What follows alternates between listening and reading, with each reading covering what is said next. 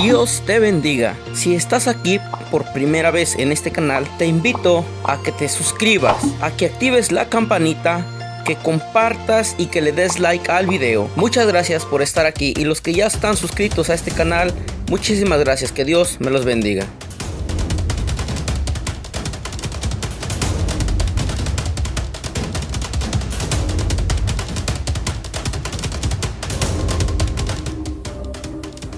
¿Cómo cambia la personalidad del católico romano cuando cae en desesperación por no tener argumentos?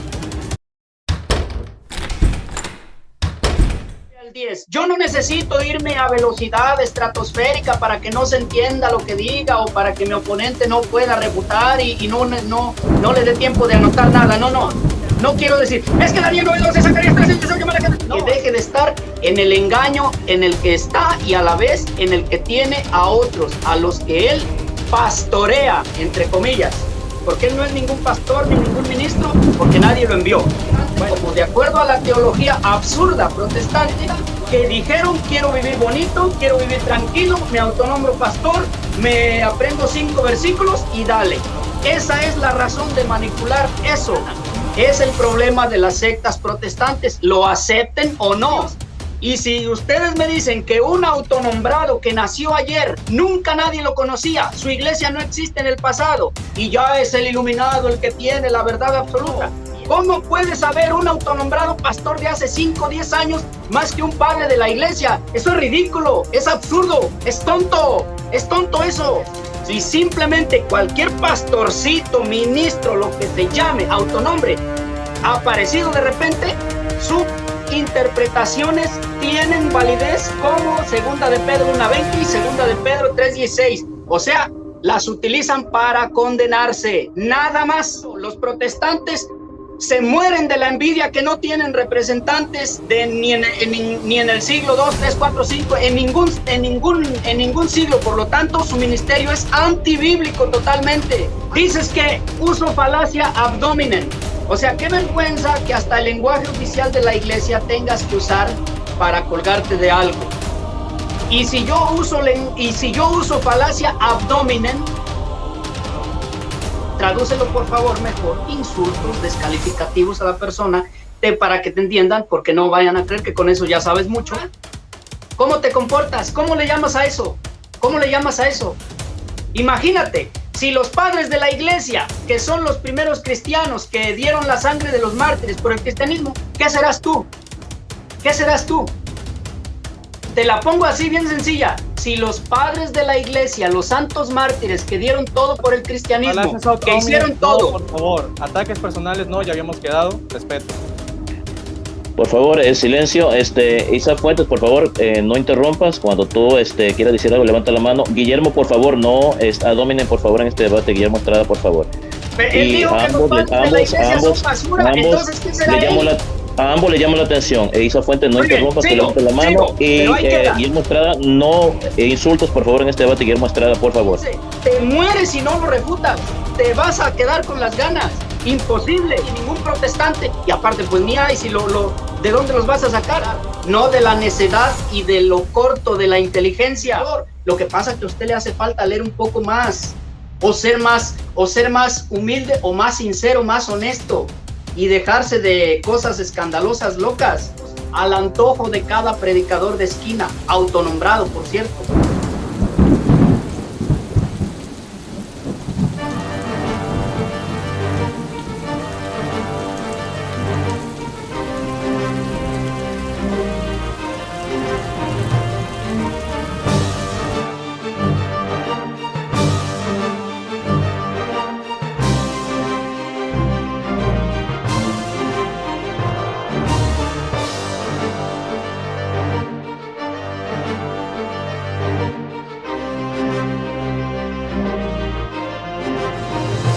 El verdadero debate consiste en que mi oponente, mi hermano Guillermo Estrada, pruebe su doctrina como un hecho observable en las Sagradas Escrituras. En español, si todo lo que Guillermo Estrada va a decir en esta noche es verdad, si todas las citas bíblicas que él va a dar, si todo sus argumentos lógicos o las citas bíblicas que él mencione son verdad, si supuestamente estas citas bíblicas en su contexto van a probar al purgatorio como un estado espiritual, inmaterial, entonces él tendrá que darnos un solo ejemplo en una cita bíblica o varias, donde podamos ver a una persona que murió, se fue al purgatorio, ¿sí? Y salió de ahí, después de purgar por sus pecados en un falso fuego purificador. Una persona que ha ido al purgatorio y ha salido de ahí por medio o con la ayuda de limosnas monetarias, sacrificios expiatorios por el pecado y rezos o intercesiones. Pero no...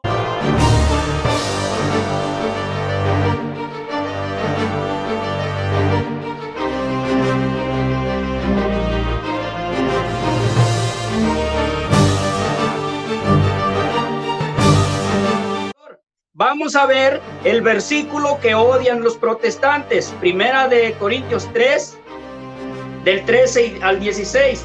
Ahora, ¿por qué lo aborrecen? Simplemente porque digan lo que digan, hagan lo que hagan, no lo pueden refutar. Se mueren y no lo refutan. Primera de Corintios 3, del 13 al 16. La obra de cada cual quedará al descubierto. La obra de cada cual quedará al descubierto, es decir, todo lo que haga. La manifestará el día que ha de revelarse por el fuego. Habla de un fuego. La iglesia no dice que sea un fuego literalmente como el fuego material que conocemos. Se usa el fuego porque el fuego simboliza, así como algo muy duro, algo que purifica. Por eso se utiliza la palabra fuego, no precisamente porque sea un fuego literal tal cual. La escritura hay que leerla con cuidado. Del otro modo caeremos en interpretaciones condenables, como dice Segunda de Pedro 1:20 y Segunda de Pedro 3:16. Es lo que les pasa a los protestantes autonombrados, que hoy agarran la Biblia sin historia, sin concilio, sin absolutamente nada, y se ponen a predicar. Tuercen la palabra, y lo malo, pues es que muchos tontos les creen. Eso es lo malo. Ahora bien, ha de revelarse por el fuego, y la calidad de la obra de cada cual la probará el fuego. La probará el fuego. ¿Qué tipo de fuego? Un fuego espiritual. No puede ser, ni estamos hablando de un fuego literal tal cual. Aquel, o sea, la persona cuya obra construida sobre el cimiento. ¿Cuál es ese cimiento? Lo dice Pablo en versículos anteriores: oro, plata y piedras preciosas. Otra vez. Ay, es que entonces tengo que comprar piedras preciosas. Por favor, no hay que ser tonto. No, cuando se dice oro, plata y piedras preciosas, son simbolismos de algo muy valioso que nosotros conocemos. Por eso se habla de oro, plata y piedras preciosas. Ese es el buen fundamento según Pablo. El mal fundamento es leña, heno, paja. El que construya con leña, heno, paja se va a quemar su obra, pero él tendrá que sufrir el daño, porque dice: mas aquel cuya obra quede abrasada sufrirá el daño. Él, pronombre personal, él, no obstante, quedará a salvo, pero como quien pasa a través del fuego. El decir que la persona no está siendo purificada aquí en este versículo es una tontería, es una manipulación diabólica por sostener un ministerio ficticio, una iglesia entre comillas ficticia, un ministerio que no existe, una historia que no tienen, algo que no los fundamenta, que dijeron: quiero vivir bonito, quiero vivir tranquilo, me autonombro pastor, me aprendo 5 versículos y dale. Esa es la razón de manipular eso. No se puede de otra manera. Primera de Corintios 3, del 13 al 15, está hablando de una purificación.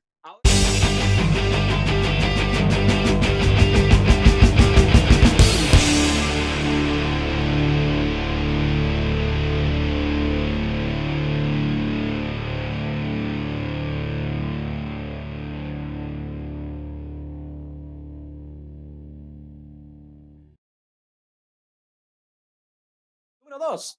El argumento basado en 1 Corintios 3:15. Pregunta, ¿comprueba los hechos? La respuesta es que no. No podemos ver en 1 Corintios 3:15 una persona que haya ido al purgatorio y haya salido de ahí. Por tanto, no prueba la doctrina de mi oponente. Ahora, segundo lugar, vamos a ir aquí rápidamente.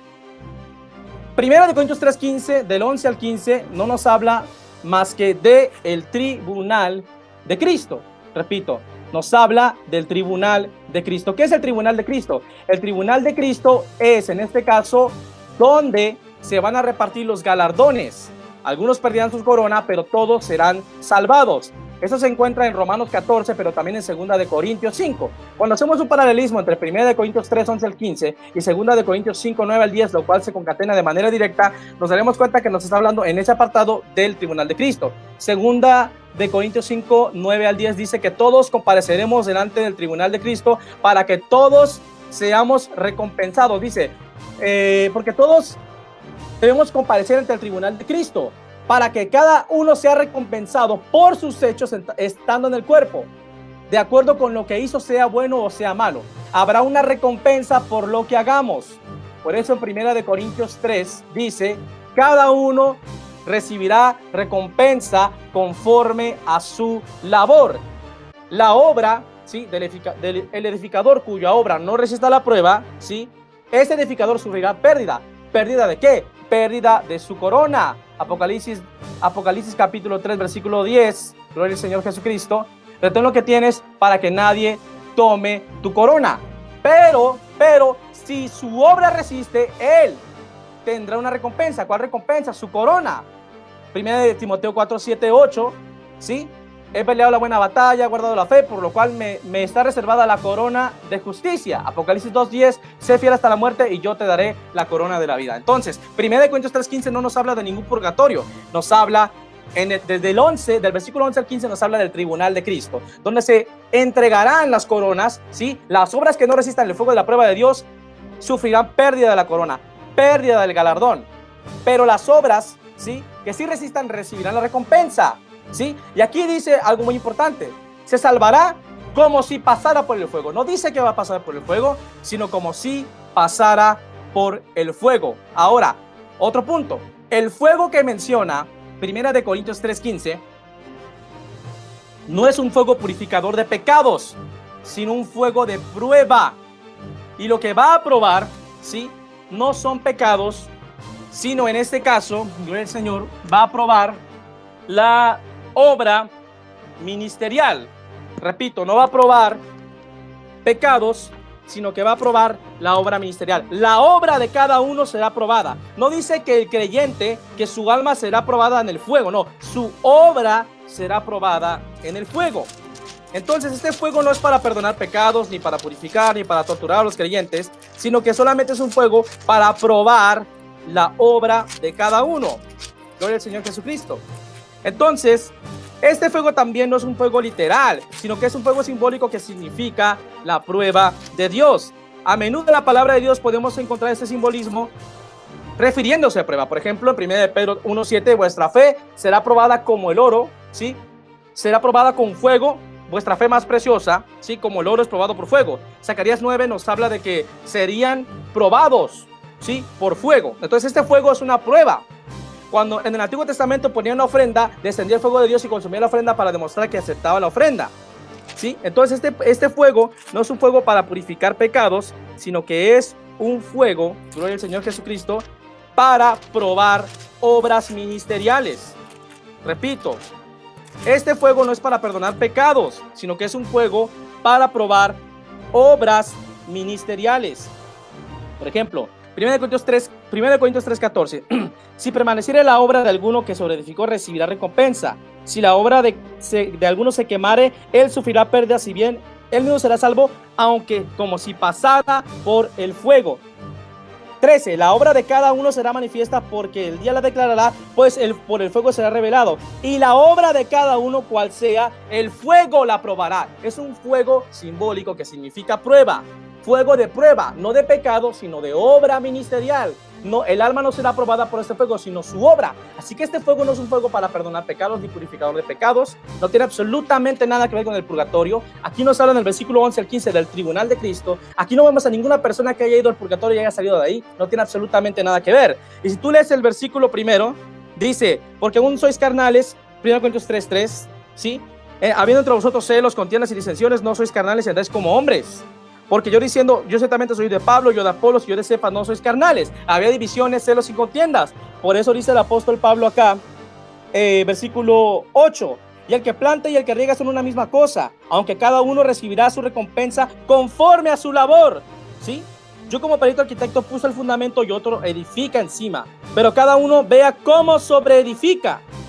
Yo planté, Apolo regó, pero Dios es el que da el crecimiento. Todo el contexto está hablando, en primer lugar, de una apología de Pablo de su defensa, ¿sí? De las divisiones, de los celos y de las contiendas y de obras ministeriales. Por eso aquí dice colaboradores de Dios en el encabezado. Esto no tiene nada que ver con el purgatorio. Si mi oponente dice que esto es el purgatorio, que pruebe entonces que este fuego es para purificar pecados y que no será la obra del creyente la que sea aprobada, sino su alma. Y que muestre aquí claramente que podamos ver a una persona yendo al purgatorio y saliendo de ahí, pero no lo va a poder comprobar. Así que ese argumento queda también refutado por la santa palabra de Dios. Mi amado oponente Guillermo Estrada mencionó que supuestamente yo dije, o yo cité 2 Corintios 5, 9 al 10, para tratar de refutar la existencia del purgatorio. Eso es una falacia de hombre de paja, porque él está adulterando el verdadero argumento y diciendo cosas que yo no dije. Yo cité 2 Corintios 5, 9 al 10, y la palabra de Dios demostró mediante una concatenación con 1 Corintios 3:15 que 1 Corintios 3 del 11 al 15 nos habla del tribunal de Cristo. Mi oponente no pudo refutar eso, así que tiene que adulterar el argumento para refutar algo que él mismo está inventando. Regresen el video y vean, traten de buscar donde yo dije que 2 Corintios 5, 9 al 10 demuestra que no hay purgatorio. Yo cité eso para que la palabra de Dios demostradamente, una concatenación, que 1 Corintios 3, 11 al 15 nos habla del tribunal de Cristo y no de ningún falso purgatorio. Ahora, él mencionó que los protestantes no pueden refutar 1 Corintios 3:15. Vuelvo y repito, es mi amado oponente el que no puede refutar 1 Corintios 3:15, porque él sigue diciendo, y él lo dijo y está grabado, que 1 Corintios 3:15 supuestamente habla de un fuego purificador. Amado hermano Guillermo, dame el capítulo y el versículo en 1 Corintios 3:15 donde dice que ese fuego es purificador. No lo dice, usted lo dice, no lo dice la palabra de Dios, ¿sí? Ahí claramente dice que el fuego, la obra de cada uno será probada porque el fuego la probará. No dice purificará, y no está purificando pecados, sino una obra ministerial, una edificación. Él no pudo probar que aquí no es el alma de creyente la que es probada por el fuego, sino sus obras. No pudo refutar que aquí nos habla del tribunal de Cristo. El que no puede refutar 1 Corintios 3:15 es mi amado oponente y no yo.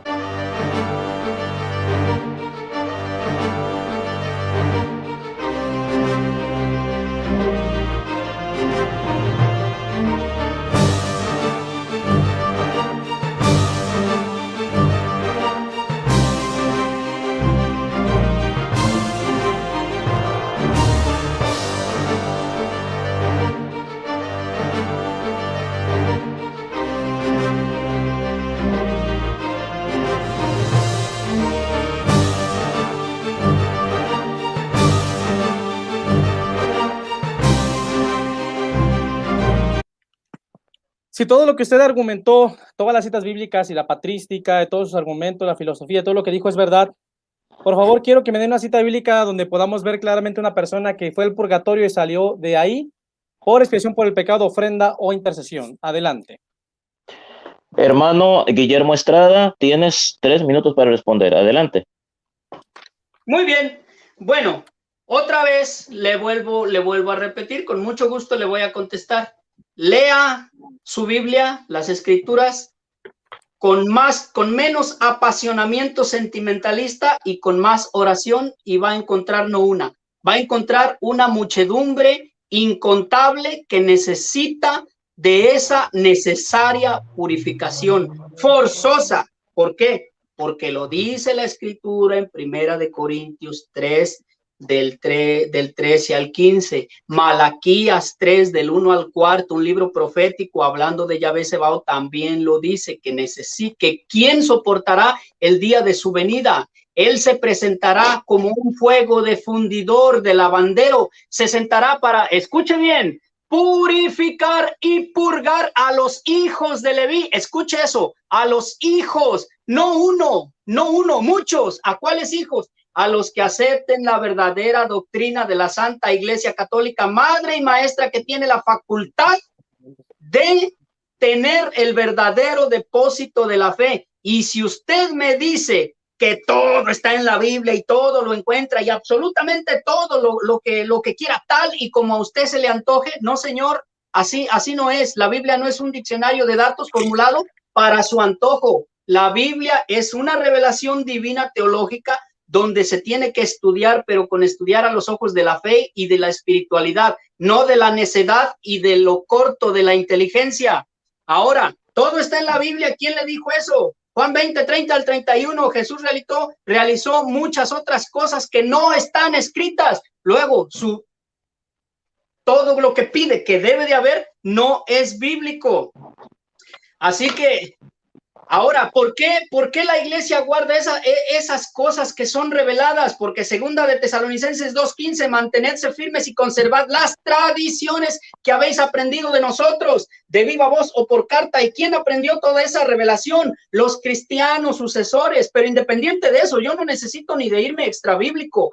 Con las citas que yo le di y primera de Corintios 3, le compruebo que hay un fuego purificador, sí o sí. Ahí no menciona por ninguna parte la frase ministerial, sino obra. ¿Cuál obra? Todas las obras que se realicen. Malaquías 3 del 1, aparecerá como fuego de fundidor, purificará a los hijos de Leví. ¿Qué es purificar? Purificarlos. ¿Con qué? Con ese fuego. Aparecerá como fuego de fundidor. Lo que pasa es que a usted le hace falta leer un poco más, o ser más humilde, o más sincero, más honesto, y dejarse de cosas escandalosas, locas. Entonces, hay sobrada base bíblica. Y Tiempo. por ejemplo, Gracias. Guillermo Estrada.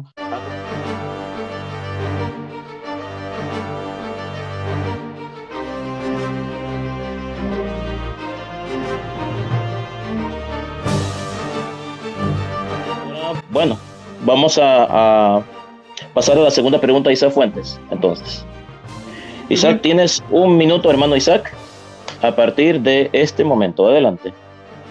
Bueno, pues es que simple y sencillamente mi opinión muy humilde y personal no me respondió. Entonces yo quiero repetirle la pregunta, que me pruebe una persona que entró al purgatorio y salió de ahí, con la Biblia, por favor.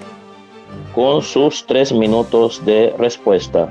Así que puedes empezar, hermano Guillermo, a partir de ahora. Adelante. Sí, claro que sí. A otra vez le tengo que volver a repetir la respuesta porque parece que no entiende o no quiere entender que es peor. Le vuelvo a repetir, en el pasaje de Malaquías se habla de que tienen que pasar, de que va a llegar Cristo y es como un fuego de fundidor que purificará y purgará. Habla de purificación, pero le voy a leer despacio para que no diga. Aquel, pronombre personal, aquel.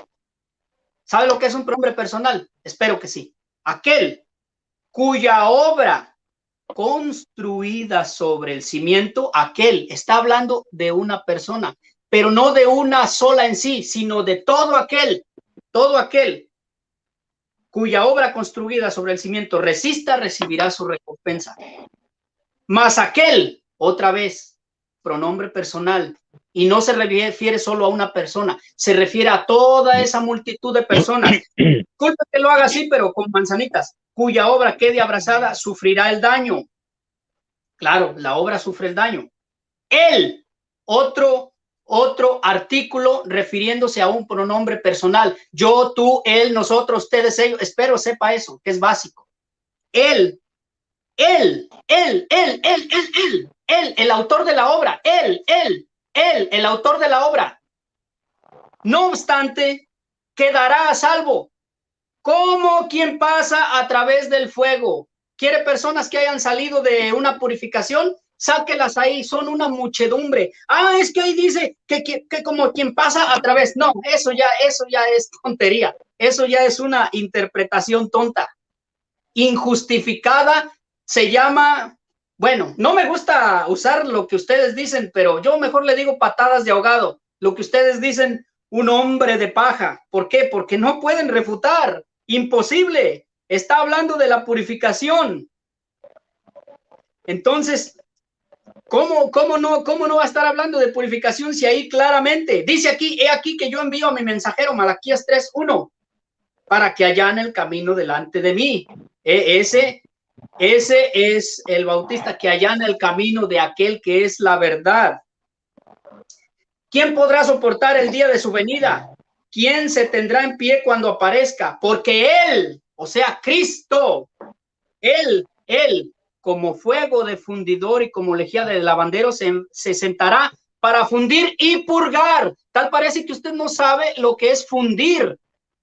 En términos humanos, fundir significa abrazar, quemar todo eso, el crisol, por el medio del crisol, el oro y la plata, fundirlo por el fuego. Bueno, con todo respeto para mi hermano Guillermo Estrada, ¿verdad? Le hago la pregunta. Ok, rápidamente. En este caso, quisiera ver si me pudiera dar un ejemplo donde yo pudiera ver a los apóstoles de Jesucristo oficiando un sacrificio de expiación por las ánimas del purgatorio para que salieran de ahí. ¿Puedo ver eso en las escrituras? Por favor. Tu micrófono está apagado, Guillermo. Enciende tu micrófono. Ok, vamos a empezar. Un segundito. Enciende tu micrófono. Ok, ahora puedes empezar a partir de ahora. Adelante. Claro que sí. Él simplemente está usando anacronismos porque no puede, fuera de tiempo y de lugar, porque no puede refutar lo que le estoy diciendo. Malaquías, Corintios y todos los otros pasajes son irrefutables. Ahora bien, ¿qué quieres? Que te diga aquí, San Pablo, Pedro, Juan, escribo que una persona salió del purgatorio.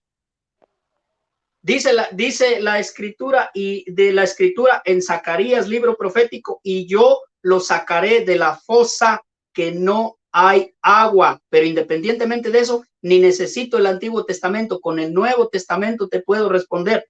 Y otra vez, primera de Juan 5, 16 y 17, habla de pecados que no son de muerte y de pecados de muerte, y tu respuesta te la respondo directamente con Mateo 12:32.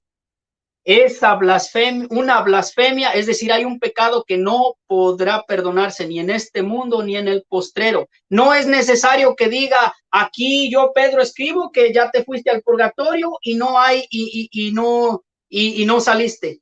La Biblia no es un libro de datos al antojo de cada predicador de esquina, autonombrado, por cierto.